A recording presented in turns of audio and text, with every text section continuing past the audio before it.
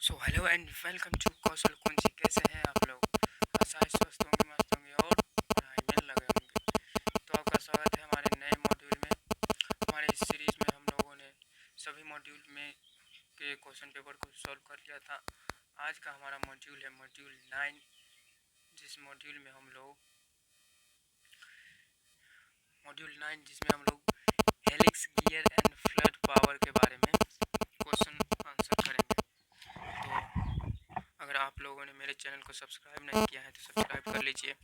यहाँ पर question bank के सारे सॉल्यूशन मिलते हैं और मैंने आपको इस प्लेलिस्ट में module 1 screw, module 2 slip gauge, module 3 metallurgy से यहाँ से लेकर के मॉड्यूल 8 तक के वी वेल्ड के सारे वीडियोस को कंप्लीट करवा चुका हूँ, जिसमें कि आपको प्रीवियस ईयर क्वेश्चन पेपर का सलूशन मिलेगा। तो आप लोग पहले, अगर इससे पहले उन मॉड्यूल को नहीं देखे हैं तो उसको देख लीजिए ताकि आपको समझने में आसानी हो। अगर आपने मेरे चैनल को सब्सक्राइब नहीं किया तो अभी से अभी सब्सक्राइब कर लीजिए और अपने दोस्तों को शेयर कर दीजिए ताकि उन्हें भी इस चीज़ की जानकारी मिल सके कि यहाँ पर फिटर ट्रेड की पढ़ाई हो रही है। तो चलिए हम आप अपना समय न गंवाते हुए शुरू करते सॉरी। चलिए फर्स्ट क्वेश्चन हमारा है। क्वेश्चन कहता है टूटे हुए गियर दांत की मरम्मत करते समय गियर व्हील के साथ रिक्त स्थान को फिट करने के लिए किसका उपयोग किया जाता है? जो टूटा हुआ गियर दांत हो, अगर उसकी मरम्मत करने के लिए एक गियर व्हील होता है गियर व्हील, उसमें रिक्त स्थान में फिट करने के लिए किस चीज़ का उपयोग किया जाता है? तो वहाँ पर प्रयोग किया जाता है डॉवेल पिन। कौन सा pin? Dowel pin. Next question कहता है कि वर्म गियर के वेग अनुपात का मूल्यांकन कैसे करें? जो वर्म गियर है, how to evaluate the velocity ratio of worm gear. तो वर्म गियर का जो मूल्यांकन है, वेग के अनुपात का मूल्यांकन, उसको कैसे किया जाता है? तो इसका आंसर है वर्म चक्र को एक मोड़ तक वर्म के घुमावों की संख्या, यानी कि number of the turns of the worm to one turn of the worm wheel. ठीक है। नेक्स्ट क्वेश्चन हमारा कहता है कि पेचदार गियर में अंतिम जोड़ को कैसे सुधारे? जो पेचदार गियर है, क्या है? रेप्टी ऑफ द एंड, उसको कैसे सुधारा जाए?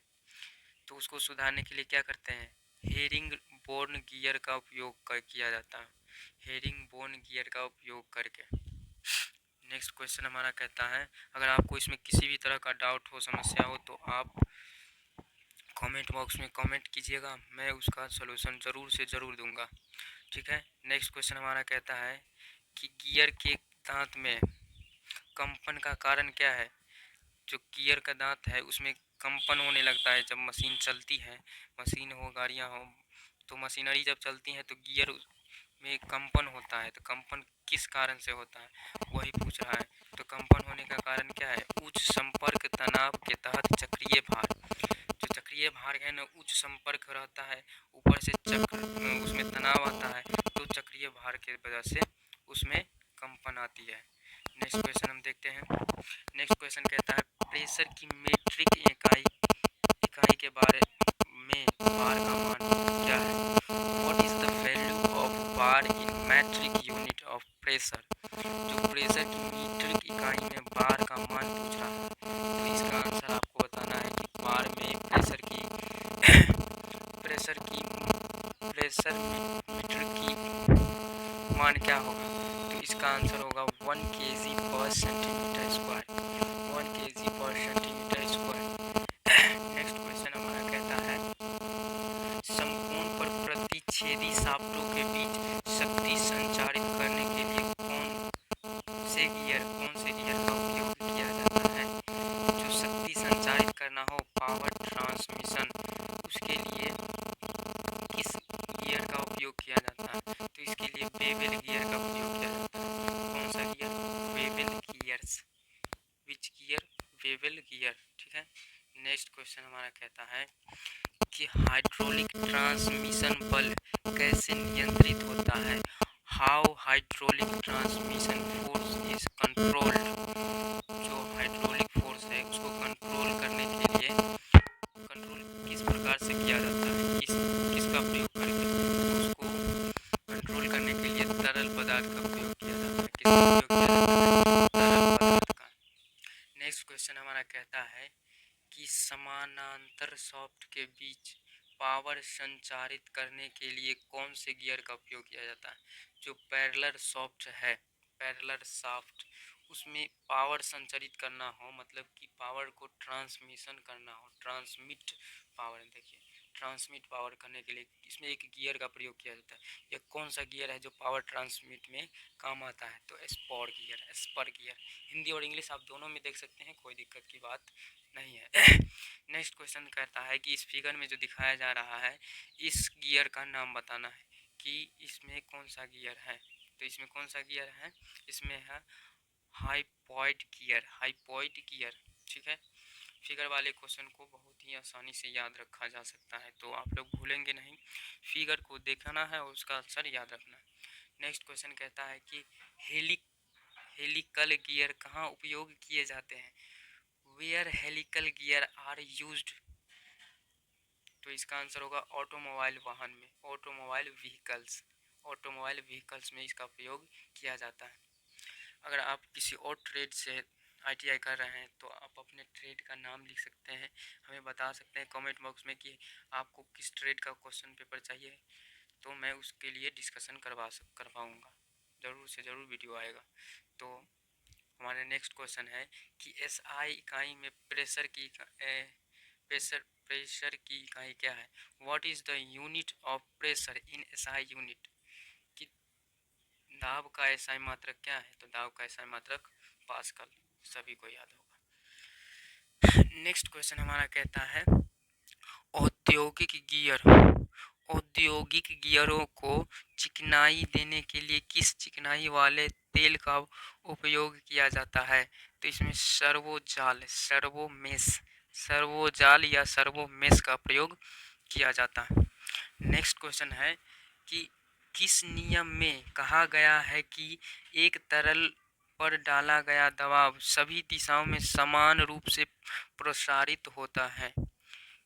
एक नियम है जिसमें जिसके तहत ये कहा गया है कि एक तरल के अंदर जो दबाव डाला जाएगा तो उसमें जो दबाव होगा सभी दिशाओं में समान रूप से प्रसारित हो जाएगा।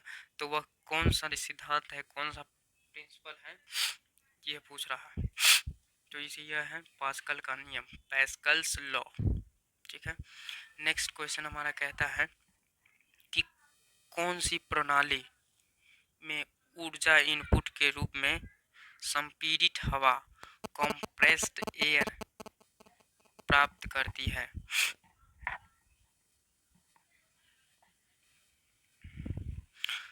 न्यूमेटिक प्रणाली,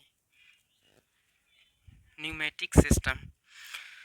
सवाल क्या कह रहा है, फिर से समझने का प्रयास करेंगे। सवाल कह रहा है कि कौन सी प्रणाली में ऊर्जा इनपुट के रूप में संपीड़ित हवा यानी कि जो कंप्रेस्ड एयर है उसको प्राप्त किया जाता है। ऊर्जा इनपुट के रूप में संपीड़ित हवा को प्राप्त किया जाता है। यह कौन सा सिस्टम है? यह सिस्टम है न्यूमेटिक सिस्टम। ठीक है, न्यूमेटिक प्रणाली। नेक्स्ट क्वेश्चन हमारा कहता है कि उच्च ऊर्जा संपर्क, उच्च संपर्क तनाव के तहत चक्रीय भार के कारण गियर के दांत की टूट फूट का नाम बताएं। जब उच्च संपर्क के कारण जो तनाव उत्पन्न होता है उसमें चक्रीय भार से जो गियर की दांतें टूट फूट जाती हैं, तो उसमें उस टूट फूट का नाम क्या है? उस गियर का जो टूटा हुआ पार्ट है या फिर जो टूट जाता है तो उसको क्या कहते हैं? उसको कहते हैं रैपलिंग। ठीक है। नेक्स्ट क्वेश्चन है कि वर्म गियर का उपयोग कहाँ किया जाता है। वर्म गियर का उपयोग कहाँ किया जाता है? तो इसका आंसर बताएंगे कि वर्म गियर का उपयोग कहाँ किया जाता है। जो सीधा सवाल हो उसका सीधा आंसर दीजिए। इंडेक्स हेड गियर तंत्र में उपयोग किया जाता है। इंडेक्स हेड गियर तंत्र में उपयोग किया जाता है।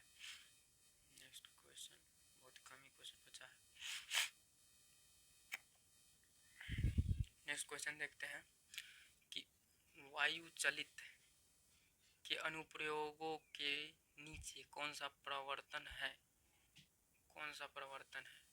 क्वेश्चन क्या कहता है, which activation is under the application of pneumatics. तो इसमें कौन है, पशु नहीं, पुश। ठीक है। नेक्स्ट क्वेश्चन कहता है कि हाइड्रोलिक पंप में किस ऊर्जा को परिवर्तित किया जाता है। हाइड्रोलिक पंप में किस ऊर्जा को परिवर्तित किया जाता है। Which energy is converted in hydraulic pump. तो हाइड्रोलिक पंप में किसका उपयोग है, यांत्रिक ऊर्जा को हाइड्रोलिक ऊर्जा में, mechanical energy converted to hydraulic energy. Okay. Next question हमारा कहता है, क्वेश्चन तो अभी है। नेक्स्ट क्वेश्चन कहता है कि इस फिगर में जो दिखाया गया है गियर या गियर की दांतें, उसमें जो एक्स के रूप में डिनोटेड पार्ट है उसका नाम बताना है। एक्स के रूप में जो डिनोटेड है उसका नाम बताना है। तो इसका नाम है टेम्पलेट। क्या नाम है, टेम्पलेट। यह है टेम्पलेट। ठीक है। नेक्स्ट क्वेश्चन देखते हैं कि what is the pressure acting on piston C shown in figure. जो इस फिगर में दिखाया गया है, इसमें पिस्टन सी के ऊपर जो दिखाएगा उसका नाम बताना है। पिस्टन 2। ठीक है। यहाँ पर इसमें क्या होगा, 10 kg, 10 किलो ग्राम। ठीक है। ये फिगर वाला क्वेश्चन कभी बदलता नहीं है, तो आप सेम टू सेम आंसर भी याद कर सकते हैं। इसमें कोई कैलकुलेशन नहीं बदलेगा, 100% श्योरिटी है इस बात की। ठीक है। नेक्स्ट क्वेश्चन कहता है कौन सा गियर बहुत शांति से चलता है। Which gear is run more silently. तो कौन सा गियर है जो शांति से चलेगा, तो हेलिकल गियर। कह रहा name the wear and tear of gear tooth due to extreme load notch.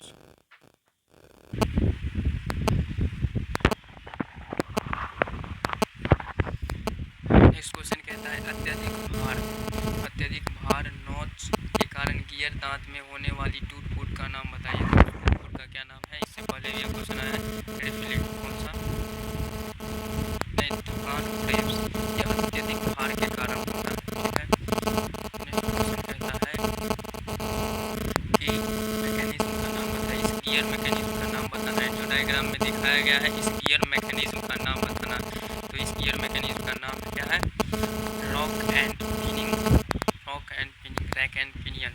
ठीक है। नेक्स्ट क्वेश्चन कहता है इसमें जो एक्स के रूप में डिनोटेड पार्ट है इसका नाम बताना है। तो एक्स के रूप में कौन सा डिनोटेड है, पिच सर्कल। कौन सा है, पिच सर्कल। ठीक है। नेक्स्ट क्वेश्चन और लास्ट क्वेश्चन कि सतह की अनियमितताओं को वाले गियर दांत की टूट फूट का नाम बताएं।